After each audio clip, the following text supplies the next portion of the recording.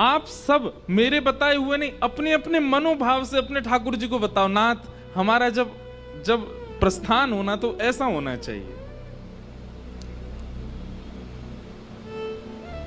और नाथ से एक प्रार्थना जरूर करो कि आप जीवन भर बिल्कुल मत दिखना, आप सदा ऐसे ही मूर्तिमंत रहना हमारे सामने, कभी मत आना। हम बढ़िया कथा सुन लेते हैं, कथा में हमारे चिंतन में जो छवि आ जाती है ना, हम उसी से ही संतुष्ट हैं, आप मत आना हमारे सामने।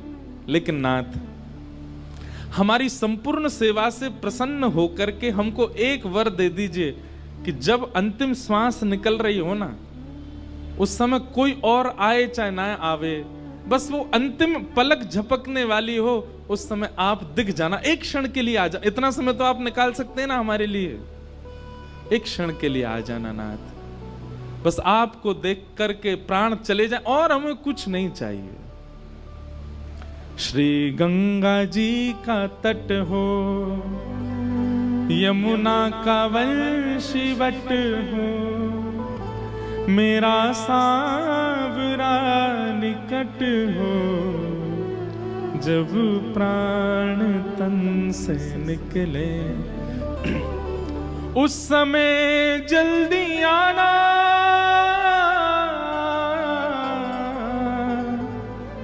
नाथ भूल जाना।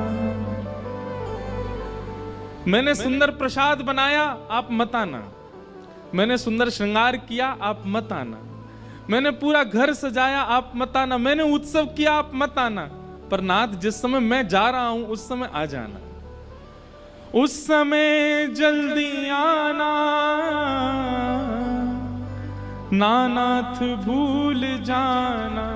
और अब जब आ ही रहे हो तो अकेले काहे को आओ, प्यारी राधे को साथ लाना, जब प्राण तन से। एक बात कहें,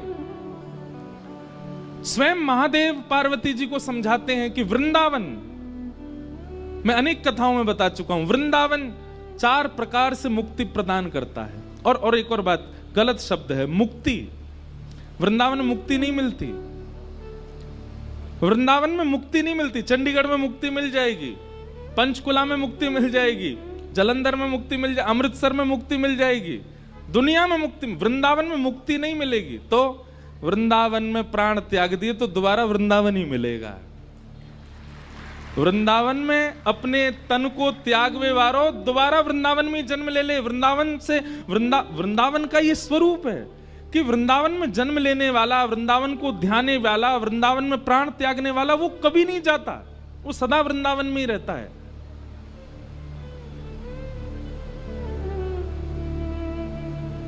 महादेव कहते हैं पार्वती जी से, जन्म वृंदावन में, मृत्यु कहीं भी। उस व्यक्ति को निश्चित है कि वृंदावन पुनः मिलेगा। दूसरा, जन्म कहीं भी, मृत्यु वृंदावन में, उसको वृंदावन मिलेगा।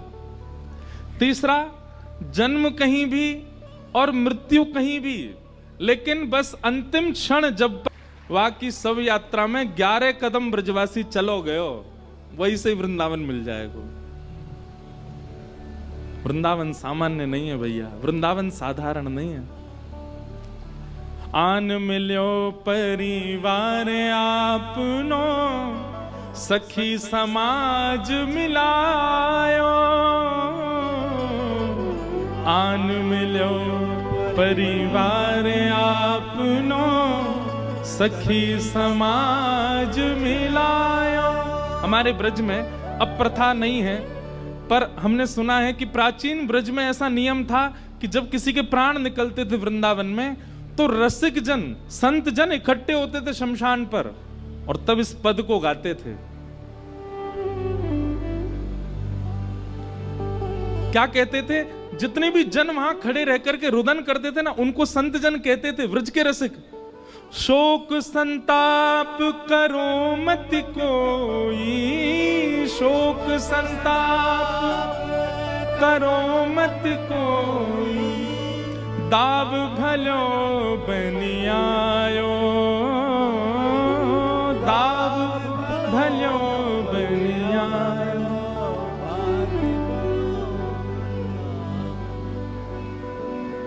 भाग्य बड़ो वृंदावन पायो, भाग्य बड़ो वृंदावन पायो।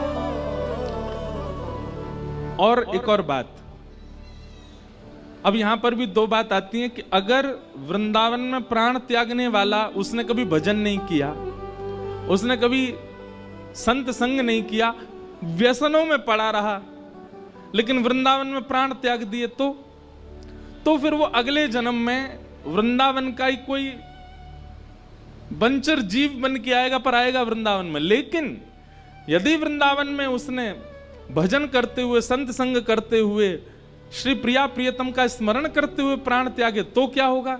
बोले तो उसको निज वृंदावन प्राप्त होगा। निज वृंदावन क्या है? मैंने कई बार अपनी कथा में निज वृंदावन का रूप बताया है। निज वृंदावन कैसा है?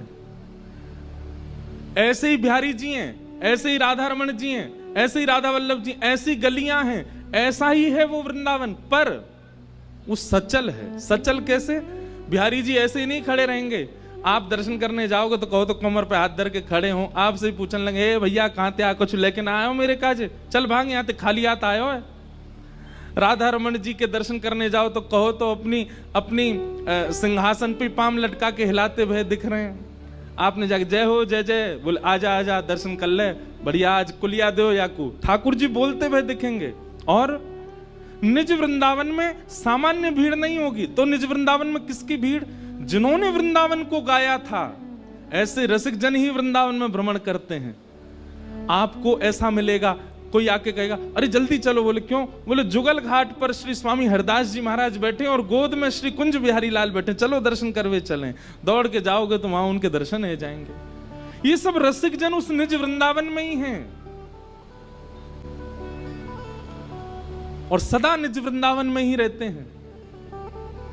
वास्तव में एक बात कहें तो बंधुओं, संसार की कामना स्वर्ग की प्राप्ति या मुक्ति की प्राप्ति होती है, पर वृंदावन को भजवे वाले की तो एक ही कामना है कि मुझको वृंदावन ही मिल जाए, बस निज वृंदावन मिल जाए,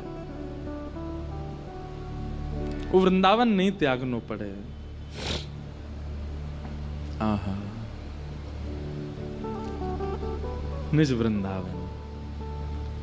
तो ये चार प्रकार से वृंदावन मुक्त करता है।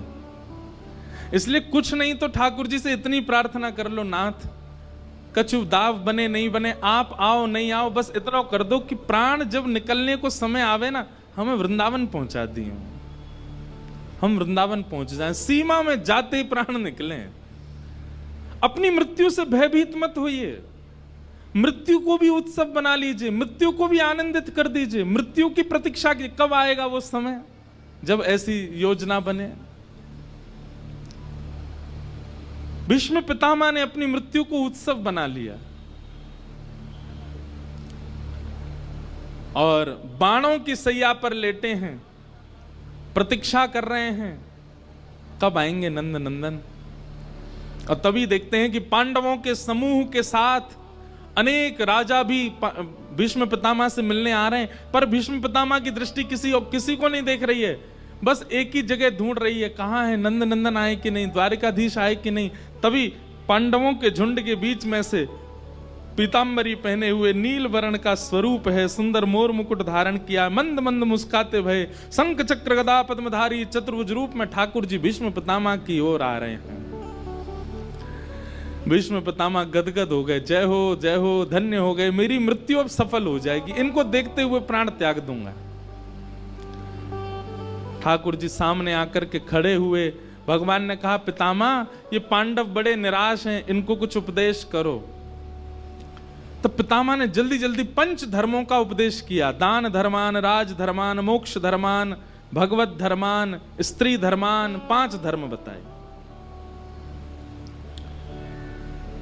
सबसे पहले बताया दान धर्म, बहुत ध्यान से सुनो। दान वो श्रेष्ठ होता है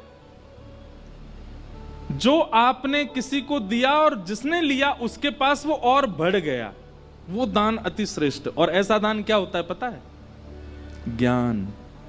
ऐसा दान होता है भक्ति का दान, ज्ञान का दान। क्यों? लेने वाले के पास जाके उसका वर्धन ही होता है, वो घटता नहीं। उसके उपयोग में ही आता है। इसके अलावा आप जो भी दान करोगे वो घटेगा। धन दान करो घटेगा, अन्न दान करो घटेगा, वस्त्र दान करो एक दिन घटेंगे, लेकिन ज्ञान का दान, भक्ति का दान ये कभी नहीं घटता, ये बढ़ता है। दान धर्म के विषय में भीष्म पितामह ने बताया। दूसरा धर्म राजधर्म। तो राजनीतियों का जो धर्म है, ये लोग छल भी करते हैं, कपट भी कोई राजनेता बैठे हो तो क्षमा, छल भी होता है, कपट भी होता है, झूठ भी होता है, कई बार कुर्सी पर बैठने के लिए सब काम होते हैं, इनको पाप नहीं लगता। बोले यही राजधर्म है, भीष्म पितामह कह रहे हैं, इन लोगों को पाप नहीं लगता। भ्रातापि भ्रातरम हन्यात ये ना घोर तरस्ततः। बलराम जी महाराज भागवत में कहते हैं कि भाई भाई को भी अगर मार दे उसमें भी इनको दोष नहीं होता। और उसका दोष का विधान कुछ और होता होगा, होता तो होगा, पर फिर भी कहा है कि राजाओं को झूठ वूठ बोलने का ज्यादा अपराध नहीं लगता। दान धर्म, राजधर्म। तीसरा बताया स्त्री धर्म, स्त्रियों का धर्म। तो स्त्री धर्म बताते हुए कहते हैं स्त्री का धर्म क्या है। एक ही धर्म एक ही व्रत नैमा, काया वचन मन पति पद प्रेमा। उसका एक ही धर्म है, एक ही नियम है, अपनी काया से, अपने वचन से, अपने मन से पति चरणों को प्रीति करे, पति का ध्यान रखे, उसके परिवार का उत्थान करे, यही उसका धर्म है। कहीं कथा थी तो किसी ने मुझसे कहा, बोले महाराज जी पुरुष धर्म नहीं बताया भीष्म पितामह ने, सब बातें स्त्रियों को ही क्यों समझाई जाती हैं, पुरुषों को क्यों नहीं समझाया जाता है। अब ये प्रश्न पता कैसे आया, कथा कर रहा था बीच में आया, मैंने कि उत्तर नहीं दिया तो नाक कटेगी, और उत्तर होना भी ऐसा चाहिए जो प्रमाणित हो। भगवत कृपा से उत्तर क्या मन में भाव आया, गैर जिम्मेवार व्यक्ति को दायित्व नहीं दिया जाता। जिसके प्रति हमको यह भावना होती है कि जिम्मेदार है उसी को ही समझाया जाता है। जो गैर जिम्मेवार हो उसके भरोसे घर छोड़ के आ जाओगे ना, अरे इसके भरोसे छोड़ दिया तो कहो तो गेट खुला छोड़ देगा, किसी कोई भी अंदर आ जाएगा। जिम्मेवारी व्यक्ति को ही हम काम देते हैं। ऐसे ही ठाकुर जी ने कही, भैया ये पुरुष कौन है, बोले गैर जिम्मेवार हैं, कोई काम के नहीं है, माताएं जिम्मेदार हैं। भैया देखो,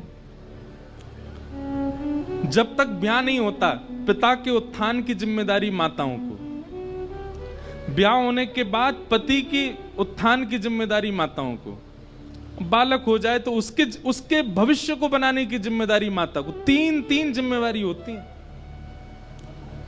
इसीलिए शास्त्रों में ज्यादातर माताओं को ही समझाया गया। पुरुषों का क्या, पड़े रहते हैं, कुछ भी कर लो तो कर, ठीक है, माताओं से ही चलता है घर। और एक बात सत्य मान लीजिएगा, कोई भी पुरुष अगर श्रेष्ठ बना है ना, तो निश्चित है कि उसकी गृहिणी या उसकी मां, उनका तप बल ही उसको बना रहा है, उनके बिना नहीं बन सकता वो। तो भीष्म पितामह ने स्त्री धर्म समझाया, मोक्ष धर्म समझाया। मोक्ष किसको कहते हैं, बोले भैया मोक्ष धर्म एक ही है। क्या, अंते नारायण स्मृति, अंत में नारायण का स्मरण होना, उसके अलावा मोक्ष नहीं मिल सकता। और अंतिम धर्म बताया भागवत धर्म। तो भागवत धर्म क्या है, कायेन वाचा मनसेन्द्रियैर्वा बुद्ध्यात्मना भानुषित स्वभावात् करोमि यत् सकलं परस्मै नारायणायेति समर्पयेत्। अपने शरीर से, अपने मन से, अपनी बुद्धि से, अपनी वाणी से आप जो कुछ भी सत्कर्म करते हो सब भगवान को अर्पित करना, और सबके पीछे ठाकुर जी की कृपा है ऐसा विश्वास रखना, यही भागवत धर्म है। मैंने नहीं किया, सब ठाकुर जी करा रहे हैं। मेरी कथा सुनकर के आपके जीवन में परिवर्तन हो और ये बात आप मुझसे कहो और मुझे अभिमान हो, हाँ मेरी कथा से हो रहा है, तो ये मेरा सबसे बड़ा दुर्भाग्य होगा कि मैं ऐसा मानूं कि मेरी वाणी से हो रहा है।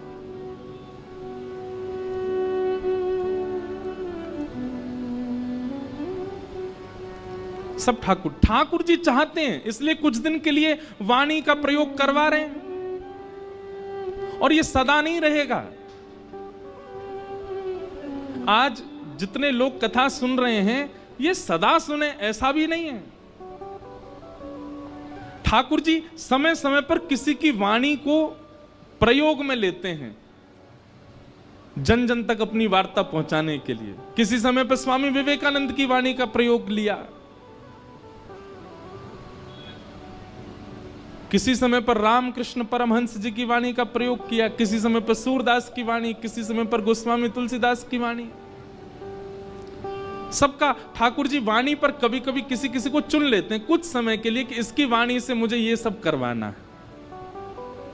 अब उसमें मैं अपना योग्य बल मानूं, ये मेरा दुर्भाग्य है।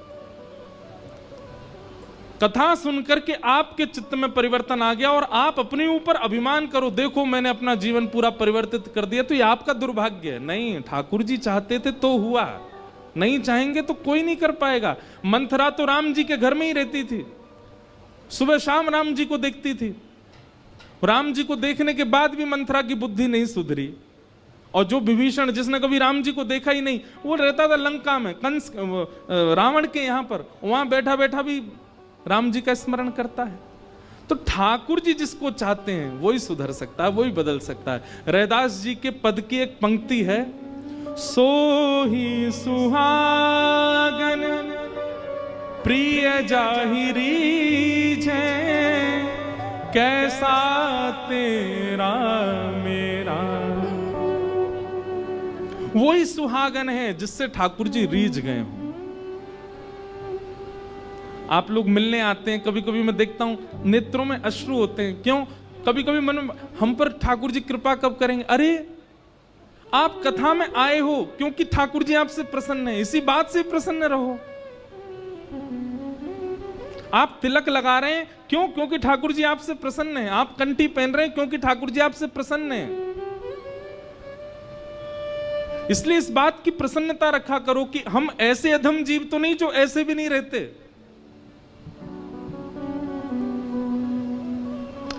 भीष्म पितामह ने पंच धर्म समझाए, बहुत सुंदर है, बहुत बड़ा विषय है, मैंने छोटे में ही कहा है। तो भीष्म पितामह ने अब पांडवों से कहा, तुम लोग हटो, चलो मुझे मेरा काम करने दो।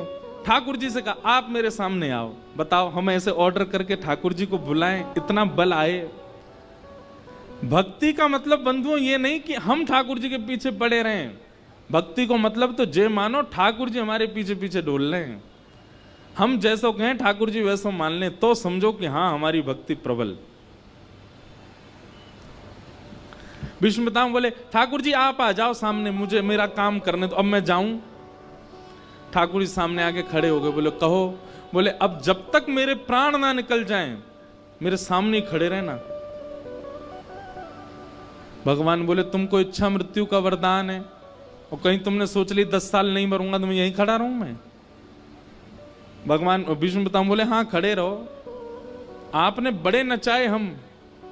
अच्छा, मुझे ऐसे भक्त बहुत प्रिय हैं जो ठाकुर जी से नोक झोंक करते हैं, ठाकुर जी के सामने दिल्लर तिल्लर हो जाते हैं, उन पे तो कभी कभी दया सी आती, पर जो ठाकुर जी को भी पलट के जवाब दे दे, ऐसे भक्तों का कभी कभी बड़ा अच्छा लगता है भाव। भीष्म पितामह बोले, आप जो हमको 84 लाख में नचाते रहते हो उससे आपको पीड़ा नहीं होती है? मैं 10 मिनट कह रहा हूं सामने खड़े हो जाओ तो मुंह उतार लिया अपना। ये मुरझाया हुआ चेहरा नहीं देखना मुझे आपका। प्रसन्न हासारुण लोचलोल्लसत् मुखाम्बुजो ध्यान पतश्चतुर्भुज। पितामह कह रहे हैं, नेक मुस्कुराओ, अपने गोल गोल से गालन को नेक गुलाब जामुन जैसा दिखाओ, मैं आपको देख तो लूं जरा नेत्र भर के, तब मैं अपने प्राण त्यागूंगा। ठाकुर जी शंख चक्र गदा पद्म धारण करके भीष्म पितामह के सामने प्रसन्न मुद्रा में खड़े हैं और पितामह भीष्म स्तुति गा रहे हैं, भगवान से प्रार्थना कर रहे हैं। इतिमते रूप कल्पिता वितृष्णा भगवत सात्वत पुंगवे विभुम्ने स्वसुखमुपगते क्वचिद् विहर्तुं प्रकृतिमुपेयुषीयद्भवत्प्रवाह त्रिभुवन कमनं तमालवर्णं रविकर गौरवरामणं दधाने वपुरलककुलावृताननाब्जं विजय सखेरतिरस्तु मेन वैद्या युधितुर्गर्जो विधुम्न विश्वक कचलुलितश्रमवार्यलङ्कृतास्ये मम निशितशरे विविद्यमानः त्वच विलसत्कवचेस्तु कृष्ण आत्मा। बंधुओं, कई लोग पूछते हैं कि हम क्या याद करें, कुछ स्तुति आदि। अगर आपके अंदर प्रेम लक्षणा भक्ति है तो गोपी गीत तो आपको याद होना चाहिए। दूसरा, नित्य ठाकुर जी का अगर अंतिम समय में दर्शन की अभिलाषा है तो भीष्म स्तुति याद कर लो और नित्य ठाकुर जी को सुनाओ। यह बात प्रमाणित है कि जो व्यक्ति नित्य अपने ठाकुर जी को भीष्म स्तुति सुनाता है उसके प्राण चाहे जहां निकले, जिस स्थिति में निकले, प्राण निकलने से एक क्षण पूर्व ठाकुर जी आएंगे उसके सामने। यह भीष्म स्तुति को वरदान है ठाकुर जी का, इसलिए भीष्म स्तुति। और जिनको स्वप्न में, जिनको मन में, जिनको अनुभूति में कि चलते चलते कभी राह में कोई वृक्ष ऐसा दिखे कि ओहो ये तो श्री कृष्ण हैं, कभी स्वप्न में ऐसा अनुभव हो कि ठाकुर जी कोई लीला करते हुए दिख रहे हैं, कभी नेत्र बंद करें तो मनोभाव में ठाकुर जी दिख रहे हैं, ऐसे लोगों को चाहिए जयदेव महाप्रभु के गीत गोविंद याद करे, उनका पाठ करे, या फिर श्री चतुर्भुज दास जी का पद गोवर्धन वासी सांवरे तुम बिन रहो न जाए। जिसको अपने जीवन में सेवा चाहिए कि मेरे पास सेवा आवे, मैं नहीं जाऊंगा ठाकुर जी को लेने के लिए वृंदावन, ठाकुर जी स्वयं पधार जाएं घर में। वो हमारी बात को आप प्रमाणित मान लीजिए, आप गोवर्धनवासी सांवरे नित्य गाने लग जाओ, 6 महीना के भीतर ठाकुर जी घर आएंगे। कैसे आएंगे आपको नहीं पता चलेगा, अपने आप पधारेंगे। हमारे गिरधर लाल ये उसी पद के प्रसाद से ही आए हैं। गोवर्धनवासी सांवरे पद का ही प्रताप हुआ कि श्री लाल जी पधारे अपने आप सेवा में। तो जिनको सेवा चाहिए ठाकुर जी की, पद गाओ गोवर्धनवासी सांवरे, ठाकुर जी आएंगे। लेकिन अंतिम क्षण में ठाकुर जी को देखना हो तो भीष्म स्तुति का पाठ करो। अब भीष्म पितामह स्तुति गा रहे हैं और भीष्म स्तुति गाते गाते भीष्म पितामह ने अपनी स्तुति के विश्राम में ठाकुर जी से एक निवेदन किया। क्या? ललित गति विलास वल्गुहास प्रणय निरीक्षण कल्पितो रुमान कृतमनुकृतवत्य उन्मदान्धा प्रकृति मगन किल यस्य गोपवत्व।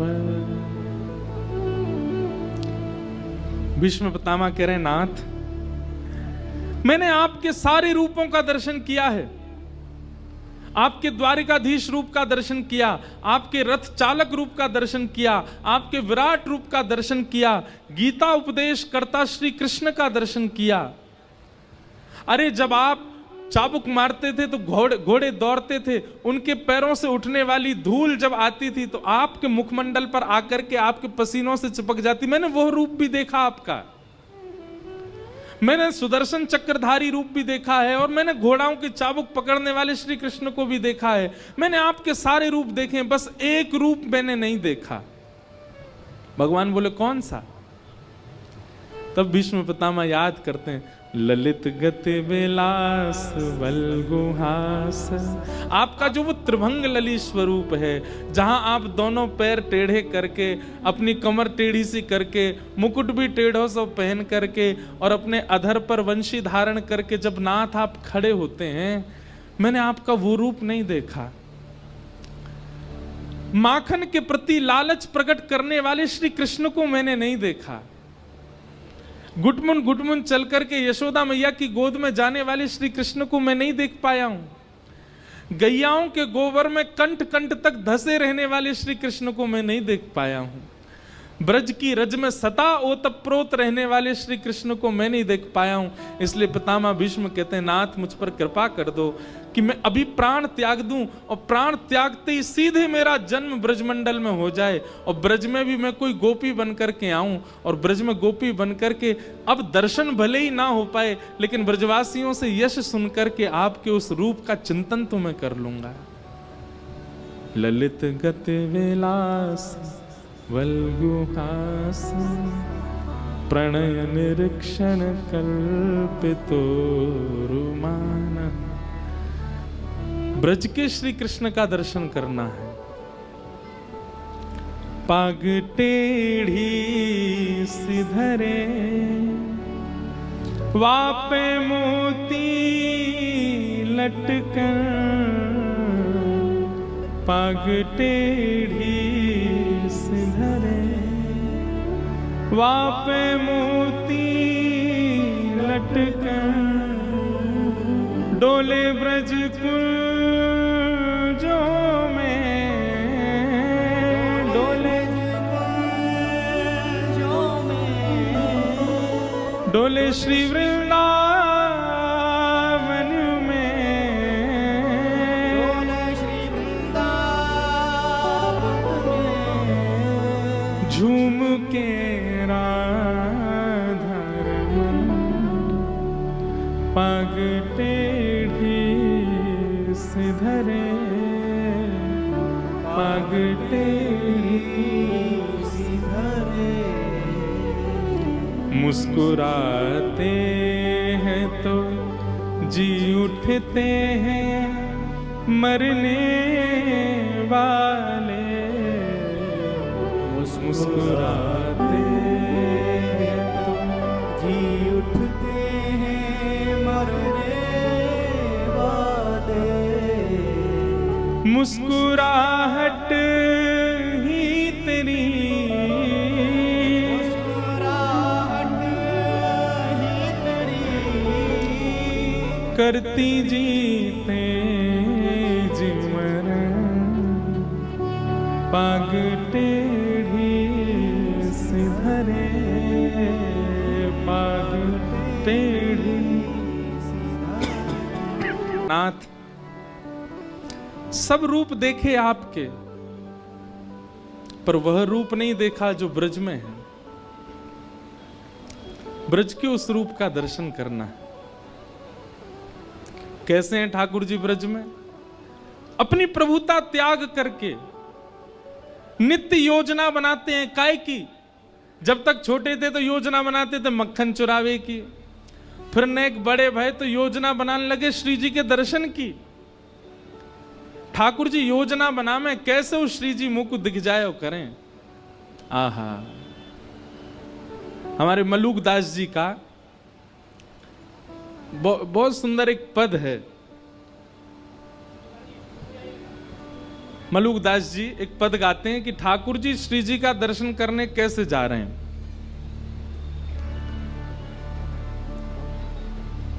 मधुमंगल श्रीधामा सब सखान के संग ठाकुर जी बैठे और ठाकुर जी मन में विचार करने लगे, भैया कछु योजना बनाओ जे बरसाने कैसे जाऊं मैं श्री जी को देखवे। कभी ठाकुर जी चूड़ी बेकी वारी बन के आ जाएं, कभी सांझी बनावे वारी बन के आ जाएं, सखी सखी बन के चले जाएं। मधुमंगल बोलो, लाला तो पे तो एक ही काम सबसे बढ़िया आवे, सखी बनो, बन जा, चलो जा। ठाकुर जी बोले, ना ये ललता विशाखा सबरी पहचान गई है, अब मोए अब मैं कितनों सखी बन के चलो जाऊं जो पकड़ ले मैं मोह को। तो लाला अब कैसे जाएगो?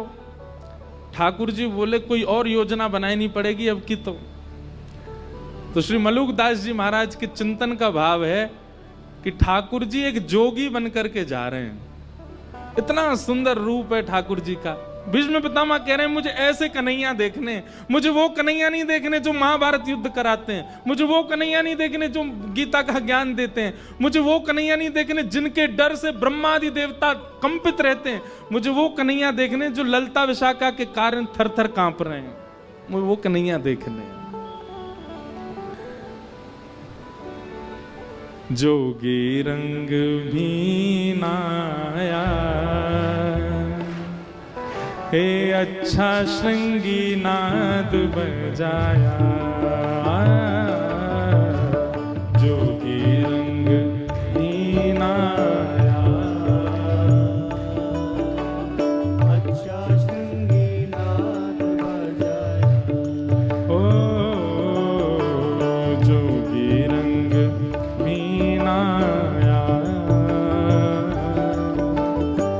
अच्छा श्रृंगी नाद बजाया, जोगी रंग भी नाया अच्छा श्रृंगी नाद बजाया। ओ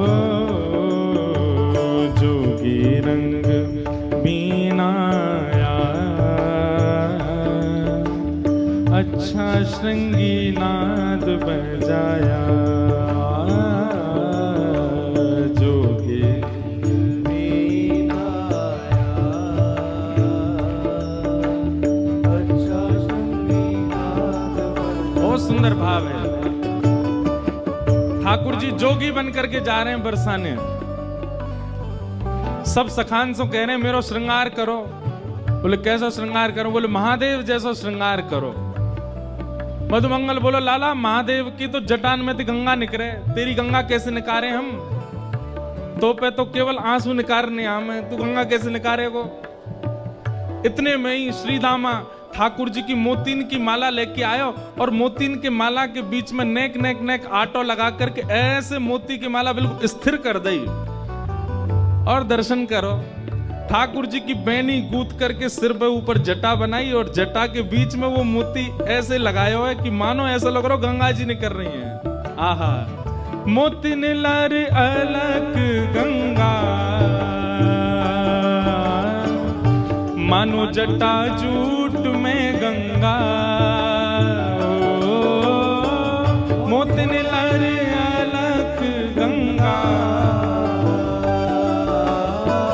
मानो जटा जूट में गंगा। अरे हाँ मानो जटा जूट में गंगा, ओ मानो जटा जूट में गंगा। जय हो जोगी रंग में नाया अच्छा श्रृंगी नाद बजाया, जोगी रंग भी आया अच्छा श्रृंगी नाद बजाया। अब ठाकुर जी बोले जटान में तो गंगा तो निकल गई, अरे महादेव तो चंद्रमा और पहने ऊपर, अब वो कैसे आवेगो? मधुमंगल सीधाम बोले लाला सबरे सिर पे ही धारण कर लेगो, नेकाद नीचे उधारण कर ले। श्रीदामा बोले लाला एक काम करें, महादेव तो सिर पर चंद्रमा धारण करें, हम तेरे माथे पर चंद्रमा बना दें, वैसे ही आनंद है जाएगो। आहा हे ललाट में चंदन बिंदा मानो किए भूषण इंदा, ओ ललाट में चंदन बिंदा मानो किए भूषण इंदा। अरे हाँ मानो किए भूषण इंदा, अरे हाँ मानो किए भूषण इंदा। जय हो जोगी रंग बीनाया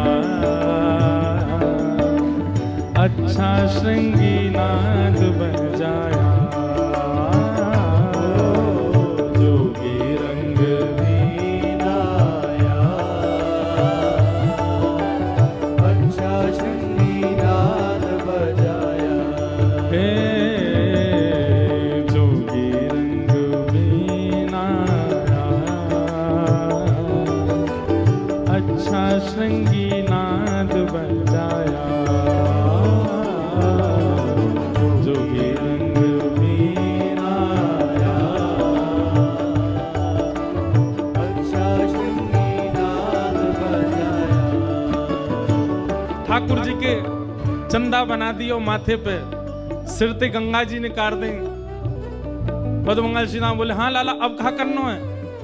बोले महादेव भस्म लगावे पूरे अंग पे, भस्म लेके आओ। मधुमंगल श्री राम बोले अब लाला शमशान तो हम पे ना जा, माँ तो हुआ रे, डर लगे हमें, हम ना जा रहे। अब तू करो भस्म लेके आओ, शमशान तो कौन जाएगा, हम नेक से बालक हैं अपनी मैया के। लाला तू एक काम कर, अब पूरा महादेव मत बने, नेक बन जा, चंदन ही लगा ले चल। मलियागिरी चंदन घिस करके महाराज दोनों मधुमंगल श्री दामा ठाकुर जी के सर्वांगीण अंग पर चंदन लगा रहे हैं। मलियागिरी भस्म ब्राजे मानो सुर डमरू बाजे। ओ मलियागिरी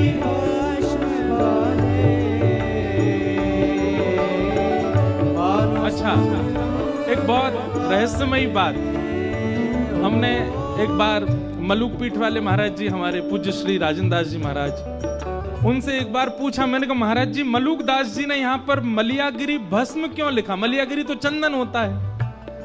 महाराज जी ने इतना सुंदर भाव बताया। महाराज जी बोले लगाया तो चंदन ही है, पर किशोरी जी से मिलने के लिए ठाकुर जी इतने तड़प रहे हैं कि हृदय में व्याकुलता की अग्नि प्रज्वलित हो रही है। उस अग्नि के भाप से जितना चंदन लगा था सब भस्म बन गया, इसलिए मलियागिरी भस्म है। इतने व्याकुल हैं, इतने बेचैन रह रहे हैं किशोरी जी से मिलने के काजे कि चंदन लग के अपने आप भस्म बन रहा है। मलियागिरी भस्म ब्राजे मानो सुर डमरू बाजे। ओ मलियागिरी भस्म बाजे मानो सुर डमरू बाजे। हाँ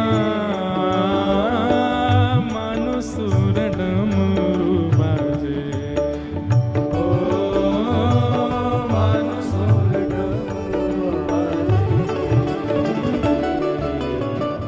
ठाकुर जी जोगी बन के बरसाने जा रहे हैं और श्री जी की अति प्रिय श्री देवी चित्रलेखा जी आई हैं। बोलो वृषभानु दुलारी।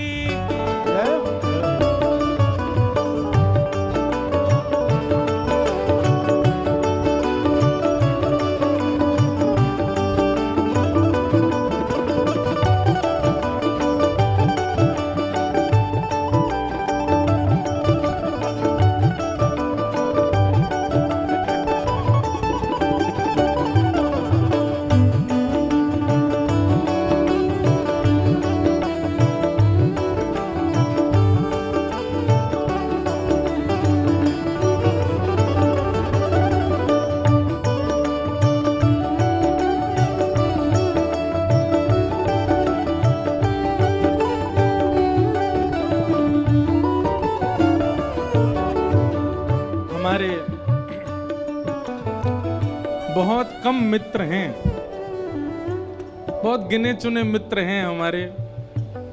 ठाकुर जी की कृपा से कम ही मित्र होने चाहिए। तो जो कुछ मित्रों में 3 विशिष्ट मित्र हैं, तीनों बैठे हैं एक साथ।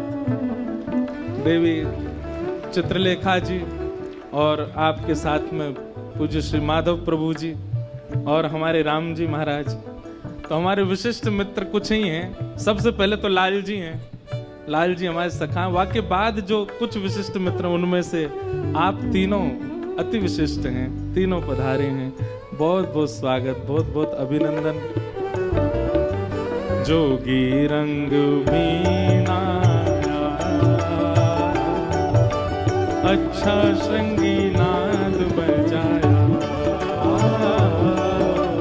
जोगी रंग बीना अच्छा श्रृंगी नाद बजाया। महाराज ठाकुर जी के लर निकल आई, माथे पे सुंदर चंद्रमा धारण कर लियो, अंग पे मलियागिरी चंदन की भस्म लगा ले। लियो रे दर्पण कैसा लग रहा हूं? वो लाला पूरा जोगी लग रहा है। अलग निरंजन ठाकुर जी चिल्लाने लगे। बोले अब जा रहा हूं मैं बरसाने, अब मिलके आऊंगा श्री जी ते। और ठाकुर जी निकल पड़े महाराज बरसाने। बरसाने में जैसे ही प्रवेश किया, बरसाने में जाते ही ठाकुर जी घर घर के बाहर जामे अलाक निरंजन जोर जोर से चिल्ला में। सबरी सखी निकल के आमे, बोले कौन आयो आज? बाहर आकर के देखी महाराज तो भस्म लगी है, चंदन को सुंदर टीका लगो है, मोती इनकी लर निकल रही है, घुंघराले केशन की सुंदर बेणी बना रखी है, और नेक से ठाकुर जी, और इतनी गंभीर मुद्रा में सबरी गोपी इनको देख रहे हैं। गोपी बोली कौन को लाला है भैया? कहां थे? वो तो लाला लग रहा हूं मैं जोगी हूं, बहुत बड़ा हूं, मेरो कद काटी छोटा बात यूं मत सोचा मैं लाला हूं, भविष्य बताऊं मैं सबन को। सब गोपी बोली बाबा तुम भविष्य बताओ। ठाकुर जी बोले हम भविष्य बता में, पूछ लो कहा पूछनो, जो पूछोगी सब बता देंगे। एक गोपी आई बोली मेरो ब्याह कब होएगा यूं बता दो। ठाकुर जी बोले हाथ दिखा, तू तो कुआरी रहेगी जीवन भर, तेरो ब्याह ना होएगा, ऐसी चली जाएगी तू। बोले काय गुना? बोले बगल में नंदगांव में। बोले हाँ। मां नंद जी को लाला है? बोले हाँ। वाकू 21 प्रणाम रोज करे करते रहो, ब्याह जाएगा। अब तो महाराज ठाकुर जी की गोपी बोली अच्छा मां नंद के लाला में ऐसो बोले? बोले हाँ वाह प्रणाम करवे तो ब्याह जाएगो तेरो। एक सखी बोली कछु, एक सखी बोली कछु, कोई को कछु बता में, कोई को कछु बता में। तभी एक सखी आकर के बोली भैया अपनो कहां पूछ रही हो? हमारी श्यामाजू को पूछे ना, उनके बारे में पूछें कि कौन कौन योग वर आएगा उनके जीवन में। बोले यार बाद में ले जाएंगे, पहले श्री जी से जाके पूछें। श्री जी को जाके कही एक बहुत बड़ा जोगी आयो है तो छोटा सा, कद काठी तो बाकी नेक्सी से, पर जोगी है बतावे सबन को। आप कहो तो हम बुला लें वाकू। श्री जी बोले हाँ बुला के लाओ। जोगी रंग में आया, अच्छा श्रृंगी नाद बजाया, जोगी रंग में आया, अच्छा श्रृंगी नाद बजाया, जोगी रंग में आया, अच्छा श्रृंगी नाद बजाया, जोगी रंग में आया, अच्छा श्रृंगी नाद बजाया। ठाकुर जी पहुंच गए, सब गोपी लेकर के गई हैं श्यामाजू के पास। बोले बताओ हमारी श्री जी को ब्याह कब होएगो, कौन ते होएगो? ठाकुर जी पहले तो अपलक नेत्रन से देखते ही रहे, वही के मारे तो दर्शन करवे ही तुम आए हैं। पहले तो अपलक नेत्रन से देखते ही रहे, कोई ने जाके झक जो ए बाबा कहा कर रहा है? कछु ना माथे की रेखा पढ़ रहा हूं इनकी, और सुन बीच में मत बोला कछु, देखन दे अच्छे थे। अब तो सकीन ने आसन लगा दी, बोले तू जी भर के देख, लेकिन ने बताए दियो ढंग से। ठाकुर जी सामने बैठे किशोरी जी के ललाट को देख रहे हैं। किशोरी जी नीचे नजर करके बैठी हो, बीच बीच में सकीन देखे, मुंह तो कछु अटपटो सा लग रहा है, ये देखियो कैसे देख रहा हो। बोले ना आपकी रेखा पढ़ रहा हो माथे की। खूब देर रह गई ठाकुर जी को देखते देखते। विशाखा बोली ओ जोगी माथे की रेखा पढ़ रहा हो कि बालन ने गिनो है? इतनी देर रह गई तो है, अब वो पता ना चली। आहा।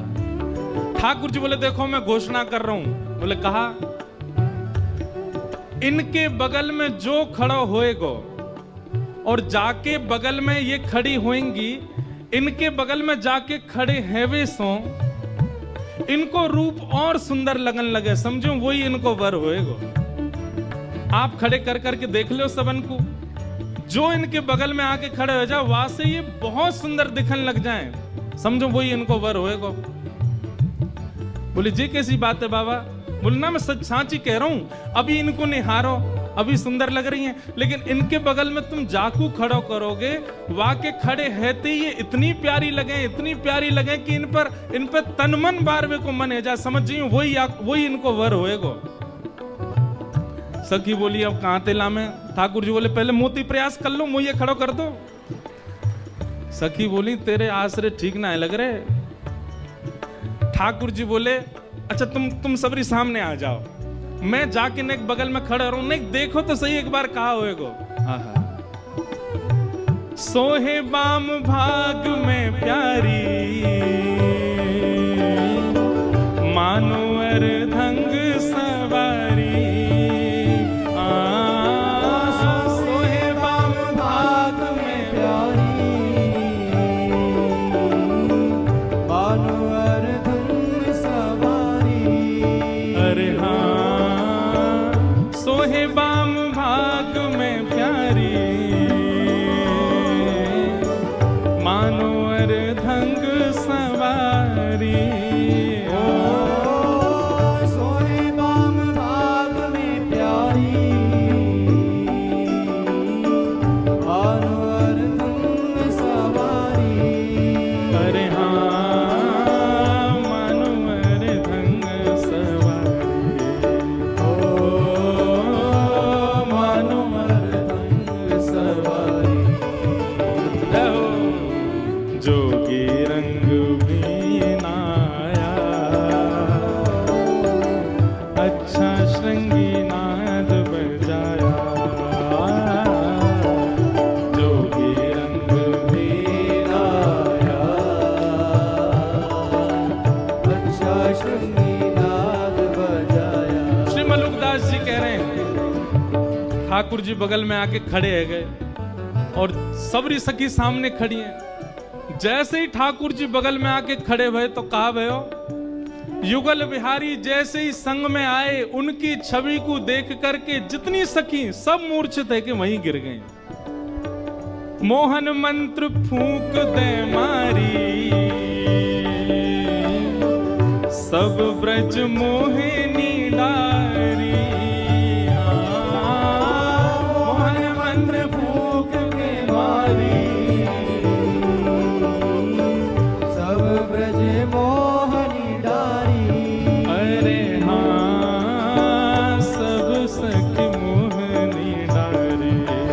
ओ हाँ, सब सखी मोहनी डारी। जोगी रंग भी नाया, अच्छा श्रृंगी नाद बजाया। जोगी रंग भी नाया, अच्छा श्रृंगी नाद बजाया। हे जोगी रंग भी नाया, अच्छा श्रृंगी नाद बजाया। जोगी रंग भी आया, अच्छा श्रृंगी नाद अब बजाया। रोकवे टोकवे वारी सबरी सखी तो मूर्छित है गई, केवल श्यामा श्याम खड़े। ठाकुर जी ने तुरंत मोती वोती निकाल लिए, केश खोल लिए, अपनो स्वरूप ने दिखाया। श्री जी मैं आया हूँ। आहा किशोरी जी ने गाढ़ आलिंगन किया श्याम सुंदर को। कैसे कैसी योजना बनाए के आए करो हैं? कहाँ बन के आगे?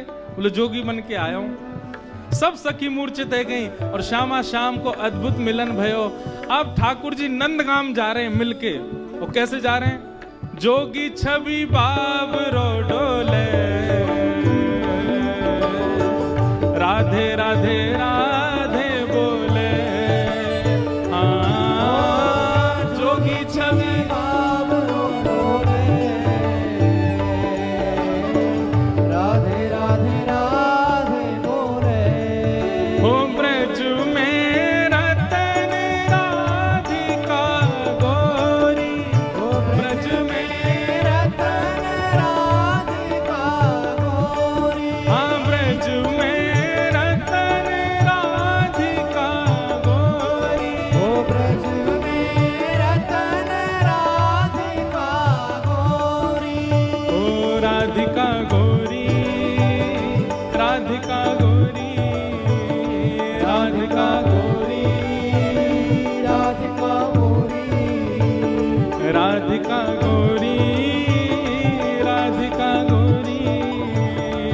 राधिका गोरी राधिका मोरी ओ ब्रज में हो हाँ ब्रज में ओ ब्रज में रतन राधिका गोरी ब्रज में रतन राधिका गोरी हाँ ब्रज में रतन राधिका गोरी ब्रज में रतन राधिका गोरी हे हरलीनी वृषभानु भवन ते हरलीनी शुभानु भवन हे हरलीनी वृषभानु भवन ते हरिणी वृषभानु भवन ते आनंद सुवन की जोड़ी नंद सुवन की जोड़ी आनंद सुवन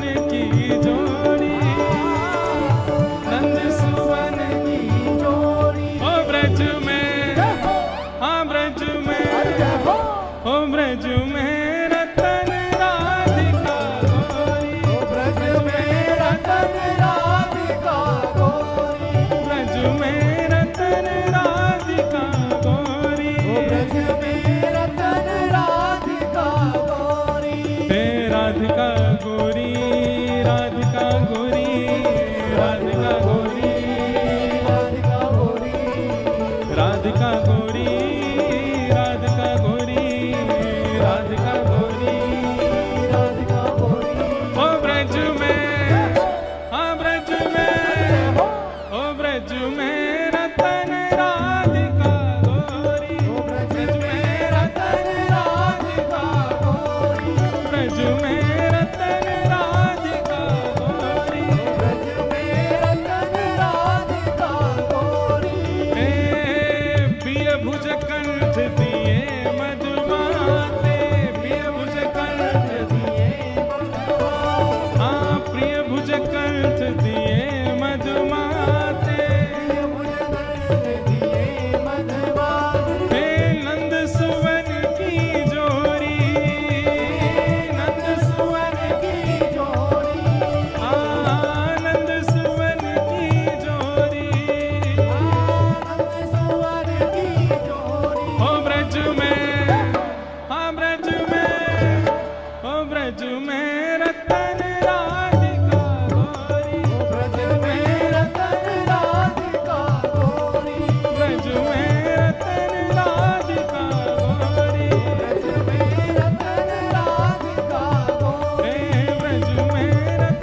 राधिका गोरी हे सब ते सुवन राधिका गोरी